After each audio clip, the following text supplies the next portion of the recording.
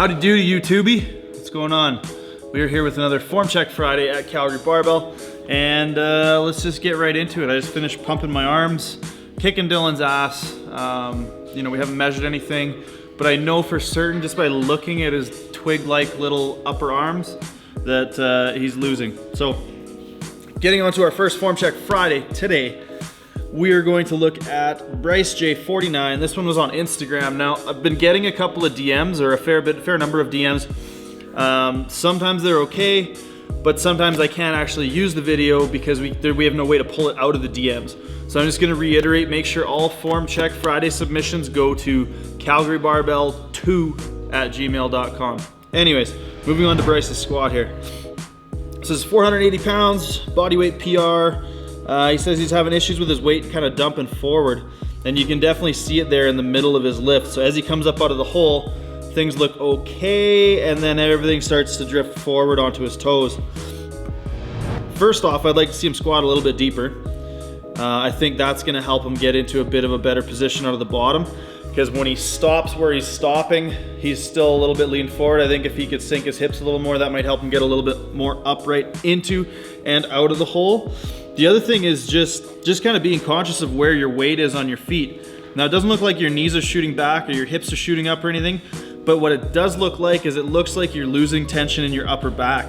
So it looks like as you come out of the bottom and as you sort of change directions, even in your setup there, your upper back and your mid back looks a little bit loose, specifically the mid back. And right as we hit that sticking point, partially a strength issue probably, the reason that it was so pronounced in that video, but I think another big thing is gonna be keeping your back tighter, and it's hard to say from here, but we might be getting a little bit of valgus knee crash. Usually causes a pretty good sticking point around that area. So biggest takeaways, Bryce, is I would say a little bit more depth to stay more upright, a little bit tighter upper and mid back, and just be conscious of keeping your weight mid foot. Think about where the tension is in your feet and try to keep it right in the middle, sort of right across, what are you wearing for shoes there? Right across that strap you got on those lifters. That should help a little bit. Next up, we're heading over to some emails here. We have one from Eric Parkin. Form Check Friday, Saturday? It's still Friday. So here's a video of his last month's PR attempt in the squat. Haven't been able to lift for the past month due to persistent and painful SI issue. Looking to improve form in hopes of reducing irritation on the joint. So, all right, Eric, what do we got here? Cool. All right. So we only have a single there, but I think I can see probably what's irritating your SI as well as messing with your squat technique. And again, it's your back position. So I think we could probably widen your grip a little bit. One thing I've noticed when people get too crowded in here, they get really tight sort of passively. So everything's bunched up. So it's kind of tight without being active. And what I've had success with a couple of lifters is actually moving it wider so you can really pull on the bar, get those lats active, get those shoulder blades pulled down, because it looks like you're lacking a little bit of extension throughout the lift. So you're kind of neutral, maybe a little bit rounded, and then as you hit the bottom, the weight's dumping forward, the hips are shooting up a little bit, and the back's rounding. So what I want you to try to do is maybe even move your stance a tiny bit closer, move your grip a tiny bit wider, and really focus on sort of pushing your chest out and getting a little bit more extension through your back as you squat. The other thing would probably be trying to stay a little bit tighter in the hole. Practice some pause squats or some pin squats to help you learn those cues, so that as you come up out of the bottom, we're not shifting all the weight back onto the heels, we're not having the hips shoot up behind us. And it's that forward lean and that little bit of shear that's gonna go through your back when that happens that's gonna cause irritation on that SI joint. That's something I've been dealing with a lot myself. I notice if I get too much lean, that's when my hip flares up, because I think it's all sort of related to that SI. So I hope that helps, Eric. We're gonna move on to the next one here. From Eten Barreau. No idea if I pronounced that properly. I'm sorry if I just butchered your name. So he's got a couple of bench presses here. One that's 110 kilos, which was a good lift. One which was 112.5 kilos, which was not a good lift. He missed that one. He hopes it allows to see where he can improve, and he says apart from being a bad bencher. I feel those pains, man. All right, so everything's set up, looks good. And off the chest, we're losing shoulder stability. And I bet you on this second rep, we lose the shoulder stability, the bar drifts out. No, bar path was decent. We just lost it in those shoulders. So what's happening is as you're lowering, everything's in a good spot, and then as you come up, the elbows are actually coming out behind the bar. What's happening is we're losing external rotation in the shoulders. So what I want you to think about is I want you to think about keeping your shoulder blades screwed in, not necessarily tucking your elbows. We've talked about that in my in the how to bench tutorial. So not necessarily tucking your elbows, but tucking the shoulders. So screwing your shoulders down more like that, and then as you press, try to maintain that shoulder position. What's happening right now is your shoulders are there, and as you press, the shoulder shoots up, out. So not only do we lose some stability in the shoulder joint, but we're also seeing those elbows come back behind the bar, and then the bar is struggling to drift over them. We're just losing a lot of leverage. So the biggest thing I would work with is trying to get more tightness in your back. Now, you could probably do some wide grip seated rows is one of my favorites to help work on that. High reps, try to build some endurance here. And try to mimic your bench pattern. So what you want to do is you want to sit down on a cable row machine, you want to take your bench grip, you want to try and touch where your bench touches, and you're just pulling in over and over and over again. Sets of 15 to 25, 30 to 45 seconds rest. That's going to help you build a little bit of muscle tone back there, neurological muscle tone, not getting toned. But it's also, so it's going to tighten things up, essentially is what that means. And it's also going to help you learn how to cue yourself into that position while creating some endurance back there. So that should help, but the only way that's going to make sense and the only way that's going to carry over to your bench press is if you can bench press with your back tighter. So again, some longer pause stuff, maybe even some spoto presses so that you're practicing that change of directions from a different point than where you're used to, which is often more challenging. So if you don't know what a spoto press is, it's essentially an invisible one board press kind of deal. But some stuff like that, long pause, pin press, spoto presses, those kinds of things might help you out there. So keep that back tighter, keep those shoulders tucked into position, but don't over tuck your elbows. The next one comes from Firat Balkaya, and he's had, I believe we've looked at one of his videos before, but he's got another one here, him and his buddy from Turkey, and they want us to look at their deadlifts. So we got a bit of a twofer here. We're gonna look at what looks to be some sumo deadlifts. All right, it's a very fancy looking gym, cool lighting, lots of mirrors. I'd get a pump there. So it looks like a little bit of a block pull. There's some mats on the floor or whatever. And let's see. All right, so decently upright, and we're hitching on the second rep. Which means essentially we're not smoothly locking the bar out, we're supporting it on the thighs a little bit and really hitching on that third rep. Moving on to guy number 2 here. I'm not sure which one's you, Firat. And not quite locked out. So we're seeing a very, very similar issue. It goes on to show some side angle stuff. I'll get Dylan to splice some front and some side in here. But I can see what I need to see even just from the first couple of reps from this front angle. And that's that you're not getting an adequate amount of extension in your back before you start. And if you are, you're losing it as you start your pull. So guy number 1, I'm just gonna call you Jimbo. Jimbo, we need to get more back extension. You're hitching because you're getting to the top and all your active joints, so your hips are essentially locked, but your back is rounded out. And that's what's causing you to have to hitch it because you don't have the back strength to just do a back extension in that crappy leverage or in that crappy position with a whole bunch of weight in your hands. So what you need to do is we need to work on getting more back extension when we start the pull, not starting here, so that when we get to the top, it's a matter of the hips locking, not a matter of the hips locking and then the back trying to pull through. So that's a very big thing there. Also, I would lower the weight a fair bit. Like if you're hitching, those reps aren't gonna count in competition, so there's no point doing that in training. After that second rep, I probably would have called it there because that was a hitch. That would be an illegal rep. I would stay away as much as possible from practicing that kind of technique. That's not something you wanna get used to doing, because then what's gonna happen is you're gonna get into competition, you're gonna be going for a PR, something you haven't done in a while, and you're gonna revert back to crappy movement patterns. You're gonna go back to something that's easier because it's what you're used to, and it's gonna screw you over. So just don't practice like that.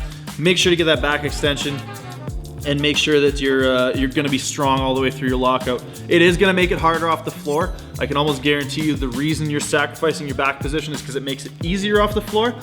But trust me, dial it back a little bit, flatten your back, you'll lock out better, you'll get stronger, you'll stay further from injury potential, blah, blah, blah. All right, and guy number 2, I think this is Firat. I think we've seen his videos before. So we got Jimbo and Firat here. Firat, you're not locking out, man.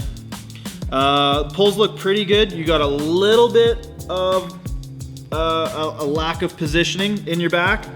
Now, you're only going to the point where you're kind of here at the top. So you're conveniently sort of masking the fact that you're having trouble getting your hips through because you're starting with less than optimal position. So by starting with that position, you're getting to the top, you're getting to the point where you would have to sort of smush your back through, and there we can see he did that on rep 3. So same thing, we need more extension in the mid back, more extension in the low back, and we need you to hold it off the floor. If you lose that position, your lockout's gonna be screwed, and that's the biggest issue here. In terms of your setup, in terms of your upper back, in terms of your what your legs are doing, everything looks good, but your back is in a way less than optimal position, and that will come back to bite you. Hopefully you can integrate some of those tips. Moving on, we have one from Sufyan Osama. Hopefully I'm saying that right. He'd really appreciate if we could take a look at his deadlift and his squat. So let's take a look here. So we got his deadlift queued up. Looking like a commercial gym kind of atmosphere here. And okay, sweet. So another rep coming up.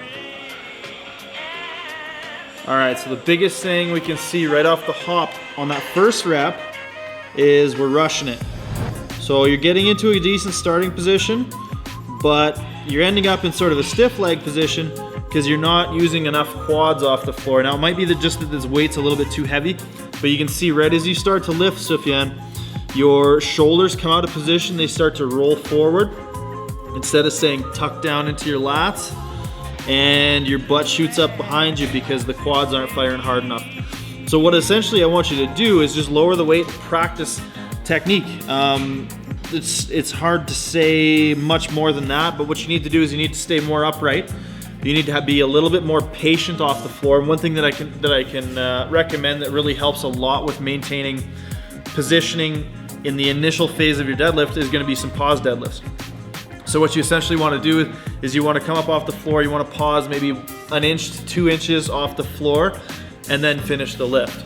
You want to pause for maybe a 1 or 2 count, but this should really help drill proper technique into you and help you make sure that you can maintain the same position you started. Because where you set yourself and where you start to lift the bar are 2 very different positions.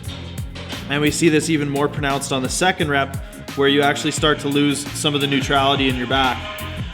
Your mid back, your low back starts to round out, and you're suffering some of those same issues towards lockout as Jimbo and Firat. So definitely work on that, trying to stay a little bit tighter off the floor, a little bit more patience, maybe pull a little more slack out of the bar. And what I mean by that is make sure your lats are on and you're sort of pulling yourself down to the bar, but you're losing your starting position. So work on maintaining the position you put yourself in when you're lifting. Next we have a squat, and all right, buddy. So we kind of have a similar issue going on with the squat. First things first, looks like the depth is a little shy. Second rep's definitely high. Third rep is on the line. First and third reps on the line. Second rep definitely high. So we need to address that depth, that's for sure.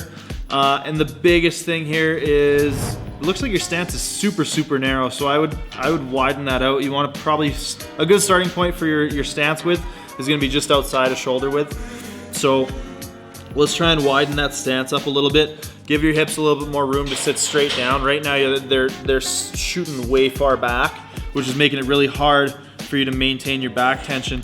And that's the biggest thing that I'm seeing here is right as you get into the bottom and as you start to, as you break past about halfway down on your eccentric phase, your back's starting to round out, and as you come back up, it rounds out a little bit more.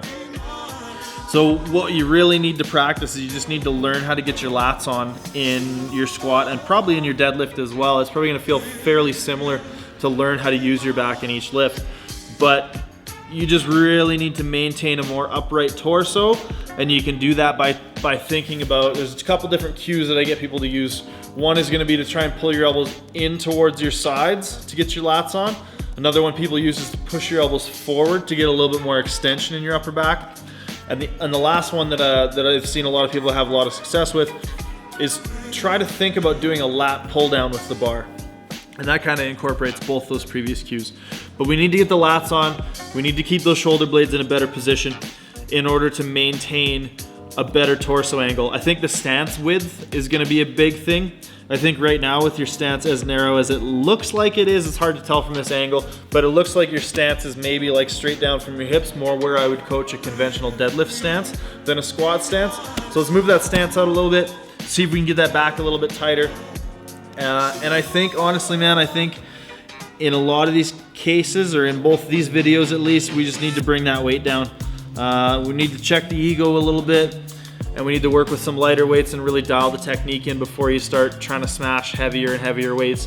What you're gonna do, or what the danger you're running is, or the risk you're running is just ingraining subpar movement patterns.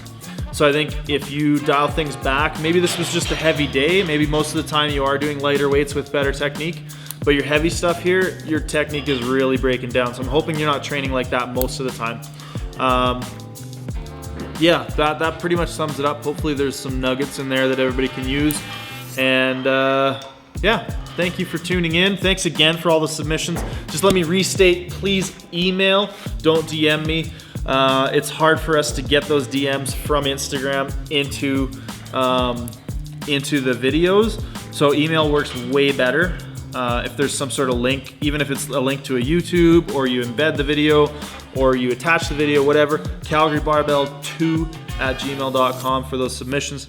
Thanks again, guys. Like the video if you liked it. Hit that subscribe button, and we will see you next Friday for Form Check Friday.